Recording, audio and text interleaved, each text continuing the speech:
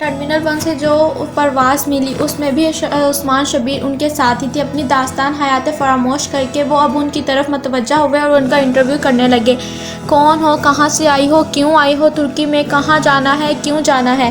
سبانچی university, انہوں نے اتنی بلند آواز میں دہرایا کہ اگلی نشست پر بیٹھی ترک خاتون نے گردن موڑ کر قدرے اونچا ہو کر ان کو دیکھا۔ سبانچی، اس کے آگے خاتون نے قدرے ستائش کے ساتھ چند الفاظ تک میں کہے اور جو حیا کو سمجھ نہ آئے۔ جواباً عثمان شبیر نے اپنی بھاری بھرکم آواز میں کچھ کہا۔ ان خاتون قدر گڑبڑا کر واپس رخ پھیر گئی۔ آپ نے ان کو کیا کہا؟ حیا نے کڑی نگاہوں سے انہیں گھورا۔ کچھ نہیں، تم بتاؤ۔ یہ پاکستان میں والدین اتنے آزاد خیال کب سے ہو گئے کہ بچوں بچیوں کو اکیلا ترکی بھیج دیں؟ اکیلے نہیں ہیں ہم 2 اسٹوڈنٹ ہیں اور باقی فیکلٹی ممبران ہیں جو 2 روز قبل روانہ ہو چکے ہیں۔ انہوں نے جیسے سنا ہی نہیں۔ خیر، اب اکیلی جا رہی ہو تو اپنا خیال رکھنا۔ اور پھر ان کا واضح روح ہو گیا۔ نماز پڑھا کرو، قرآن پڑھا کرو، سچ بولا کرو، اللہ سے ڈرو۔ غرض ہر وہ بات جو اپنے بیٹے کو تربیت کے وقت انہیں بھول گئی تھی اب اچانک یاد آ گئی۔ حیا نے قدرے جھنجھلا کر رخ پھیر لیا۔ دوپہر 2 بجے کھڑکی کے اس پار نیچے، بہت نیچے، اور پھر فسوں منظر پھیلنے لگا۔ مرمرا کا سمندر، اوپر بادل اور برف، یوں جیسے نیلی چادر پہ سفید روئی کے گالے تیر رہے ہوں۔ وہ اس منظر سے شہر میں کھوتی چلی گئی جہاں سکندر کا ترکی اس کو قدمے تلے تھا۔ یہ رکھ لو۔ پرواز اترنے کا اعلان ہونے کے لگا تو نہایت زبردستی عثمان شبیر نے اپنا وزٹنگ کارڈ اسے تھمایا۔ اور میرے گھر، سیل اور آفس کے نمبر لکھے ہیں۔ کبھی کبھار میں گھر نہیں ہوتا تو کبھی کبھار میرا سیل بھی آف ہوتا ہے، لیکن آفس کا نمبر ہمیشہ ملتا ہے۔ میری سیکرٹری کی فضولیات سے بچنے کے لیے ڈائریکٹ میری پرائیویٹ ایکسٹینشن ڈائل کرنا، وہ ہے 14، یعنی 14، کیونکہ میری اور پاکستان کی پیدائش 14 اگست ہے۔ رکھ لو، ضرورت پڑ سکتی ہے۔ عثمان شبیر نے بامشکل جان چھوٹ رہی تھی۔ اس نے کبھی کال کرنا یا دوبارہ ملاقات کا تصور ہی حیا کے لیے سوہان روح تھا۔ پھر بھی اس کے اصرار پر اس نے اپنے سنہری پاؤچ میں وہ کارڈ دیکھے بغیر رکھ لیا۔ اتا ترک انٹرنیشنل ایئرپورٹ استنبول کی یورپی طرف واقع ہے۔ یہ اسے بعد میں علم ہوا تھا، البتہ جو بات اسے ہمیشہ سے معلوم تھی وہ یہ تھی کہ استنبول دنیا کا واحد شہر ہے جو 2 خطوں کو باہم ملاتا ہے، یورپ اور ایشیا۔ استنبول کے 2 حصے ہیں، ایک یورپ کی طرف پھیلا ہوا ہے اور دوسرا ایشیا کی طرف یا اناتولین طرف۔ عرف عام میں پرانا شہر بھی کہا جاتا ہے۔ وہ دونوں جب اپنا سامان ٹرالیاں دھکیلتے آگے آئیں تو رومی فورم کے 2 ارکان ان کو مل گئے جو انہیں لینے آئے ہوئے تھے۔ رومی فورم ایک ترک این جی او تھی جو بالخصوص ایکسچینج اسٹوڈنٹ کا بہت خیال رکھتی تھی۔ وہ 2 لڑکے تھے، احمد اور چغتائی۔ چغتائی کا نام تو ہمارے ہاں بھی ہوتا ہے، جیسے مصور عبدالرحمن چغتائی ہے نا؟ حیا ڈی جے نے سرگوشی کی تھی۔ السلام علیکم۔ وہ بہت گرم جوشی اور احترام سے ملے۔ چغتائی نے نون سے بیگز لے لیے۔ آئیے باہر، گاڑی انتظار کر رہی ہے۔ چغتائی برادرز پلیز پانی پلا دیں، بہت پیاس لگی ہے۔ حیا کی طرف ڈی جے بھی پیاس سے بے حال تھی۔ چغتائی نے سر اس بات میں ہلایا اور احمد کے ساتھ سامان اٹھانے لگا۔ پھر وہ دونوں ان کے آگے چلے باہر کی طرف بڑھ گئے۔ بےحد مہمان نواز قوم کے ثبوت نے ان کو پانی کیوں نہیں پلوایا؟ یہ معمہ وہ ساری زندگی نہیں حل کر سکی۔ قوم امکان پیٹ تھا کہ چغتائی کو انگریزی کمزور تھی، جس کے باعث وہ ان کا معمہ سمجھ نہیں پایا تھا۔ باہر نکلنے سے قبل انہوں نے اپنی رقم ترک لیراز اور یوروز میں تبدیل کروا لی تھی۔ 1 لیرہ پاکستان 25 روپے میں تھا اور 1 یورو 125 روپے میں۔ 55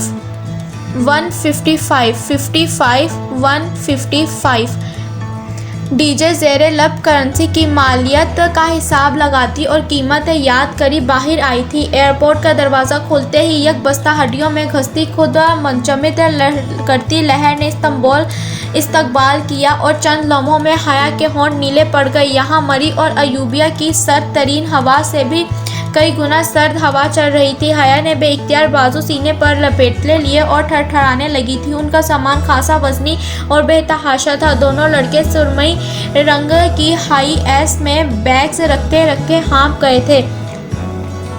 آپ واقعی صرف 5 ماہ کے لیے آئی ہیں؟ چغتائی نے سادگی سے پوچھا تو احمد نے موضوع بدل دیا۔ ہماری روایت ہے کہ جو بھی اتاترک ایئرپورٹ سے استنبول آتا ہے ہم اسے سب سے پہلے سلطان ابو ایوب انصاری کے مزار پر لے جاتے ہیں۔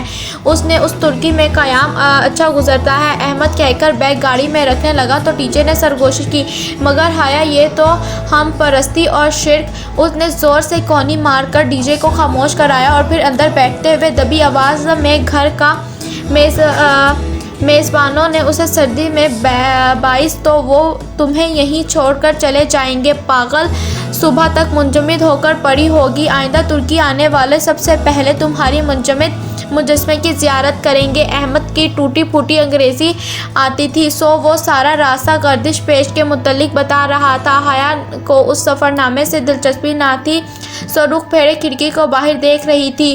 وہ جو امریکی فلموں میں والی بلند و بالا عمارتیں آس پاس لگائی بیٹھی تھی، قدرے مایوس ہوئی کیونکہ استنبول شروع میں یوں جیسے اسلام آباد ہو، مگر آہستہ آہستہ غور کرنے معلوم ہوا کہ نہیں، وہ واقعی یورپ تھا۔ دکانوں پر چمکتے شیشے، سڑکیں مغربی لباس میں پھرتے لوگ، دکانوں کی چھتوں اور درختوں کے اوپر پڑی برف اور سڑک کنارے بجھی برف کی تہہ گویا سفید گھاسوں۔ عجیب بات یہ تھی کہ اس قہر اور سردی میں بھی ترک لڑکیاں بڑے مزے سے منی اسکرٹ میں ملبوس ادھر ادھر گھوم رہی تھیں۔ خدا کرے آج رات برف نہ پڑے، چغتائی نے موڑ کاٹتے ہوئے ایک پرتعش نگاہ باہر پھیلے برف راز پر ڈالی۔ ہاں خدا کرے رات واقعی برف نہ پڑے، احمد نے تاکید کی۔ حیا اور ڈی جے ایک دوسرے کو دیکھا اور پھر آہستہ سے ڈی جے نے اردو میں بڑبڑائی، ایویں نہ پڑے، خدا کرے برف دیکھ کر تو اکتا چکے ہیں، ہمیں تو دیکھنے دیں، اللہ کرے رات برف ضرور پڑے، آمین ثم آمین۔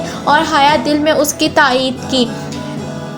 ونڈو اسکرین کے اس پار یورپین شہر کا اختتام دکھائی دے رہا تھا، آگے نیلا سمندر بہہ رہا تھا، اس کے دونوں طرف استنبول کی اشیا حصہ آباد تھا۔ دونوں حصوں کو ایک عظیم الشان پل نے جوڑ رکھا تھا، دونوں خطوں کو ملا دو تہذیبوں کا سنگم۔ مماکر کے سمندر کا جو حصہ استنبول کے درمیان سے گزرتا تھا اسے باسفورس کا سمندر کہا جاتا تھا، اس پل کا نام بھی باسفورس برج تھا۔ احمد بتانے لگا تھا، مگر ہم تو مزار پر جا رہے تھے تو یہ یورپین حصے میں ہی ہے، پھر پل عبور کرنے کا مقصد؟ قریب آتے پل کو دیکھ کر حیا نے حیرت سے پوچھا، کیونکہ پل کے اس طرف اناتولین شہر تھا۔ ہم نے پل عبور نہیں کرنا ہے، اس کے قریب کسی کو اٹھانا ہے، ہم دونوں یہاں سے چلے جائیں گے، آگے مزار تک اسی کو آپ کو لے کر جانا ہے۔ چغتائی نے گاڑی ایک طرف روک دی، احمد بے لاک کھول کر باہر نکل رہا تھا۔ حیا نے اس خوبصورت اونچے پل کو دیکھ کر سوچا کہ کتنے ہی برس وہ اس پل سے گزرا ہوگا، کتنی ہی دفعہ اس نے باسفورس کے نیلے پانی پر چاندی کی پریوں کا رقص دیکھا ہوگا۔ جب وہ اس سے ملے گی کیا اس کی آنکھوں میں استنبول کی سفید گھاس سی جمی ہوگی یا مرمر کی پانیوں کا جوش ہوگا؟ اور کیا وہ اسے کبھی مل بھی پائے گی؟ اس خیال پہ اس کا دل جیسے مرمر کے سمندر میں ڈوب کر کسی لٹی پٹی کشتی کی طرف ہولے سے ابھرا تھا۔ کھڑکی کے اس پار ایک قد دراز لڑکی کار کی طرف چلتی آ رہی تھی، چہرے کے گرد اسکارف لپیٹے، بلیو جینس اور اوپر گھٹنوں تک آتا سفید کوٹ پہنا، وہ کوٹ کی جیبوں میں ہاتھ ڈالے سر جھکائے چلتی آ رہی تھی۔ اس کی رنگت استنبول کی سورج کی سنہری اور آنکھیں نوجھل بادلوں کی طرح سرمئی تھی۔ وہ لڑکی ان دونوں ترک لڑکوں کے پاس پہنچی اور مسکراتے ہوئے چغتائی کے ہاتھ سے چابی لی۔ احمد پیچھے کھڑی ہائی ایس کی طرف اشارہ کر کے کچھ کہنے لگا، وہ لڑکی اپنی نرم مسکراہٹ کے ساتھ سر ہلاتی سنتی گئی۔ پھر وہ دونوں لڑکے چلے گئے اور لڑکی کار کی طرف آئی، دروازہ کھولا اور ڈرائیونگ سیٹ پر بیٹھ کر گردن پیچھے گھمائی۔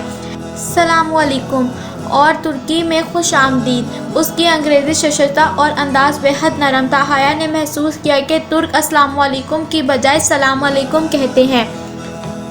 وعلیکم السلام۔ حیا نے اس کا بڑا ہوا ہاتھ تھاما اور اسے لگا اس نے اتنا نرم ہاتھ کبھی نہیں چھوا۔ وہ ہاتھ نہیں گویا مکھن کا ٹکڑا تھا۔ میرا نام ہالے نور ہے، میرا تعلق رومی فارم سے ہے، میں سبانچی میں میٹیریل سائنس اور انجینئرنگ میں ایم ایس کر رہی ہوں۔ ایئرپورٹ پہ آپ کو لینے کے لیے بھی مجھے ہی آنا تھا، مگر میں کہیں پھنس گئی تھی اس لیے نہیں آ سکی، بہت معذرت۔ اس نے کار واپس موڑ دی تھی۔ حیا سلیمان، ختیجہ رانا۔ ان کا تعارف وہ حالہ نے اپنی مخصوص مسکراہٹ کے ساتھ سنا اور سر اس بات میں ہلایا۔ وہ واقعی نور کا ہلا تھی، دھلی ہوئی چاندی۔ اب ہم انصاری محلہ جا رہے ہیں، وہ اسٹیئرنگ گھماتے ہوئے بولی۔ محلہ؟ اردو والا محلہ؟ حیا، ڈی جے نے دھیرے سے سرگوشی کی۔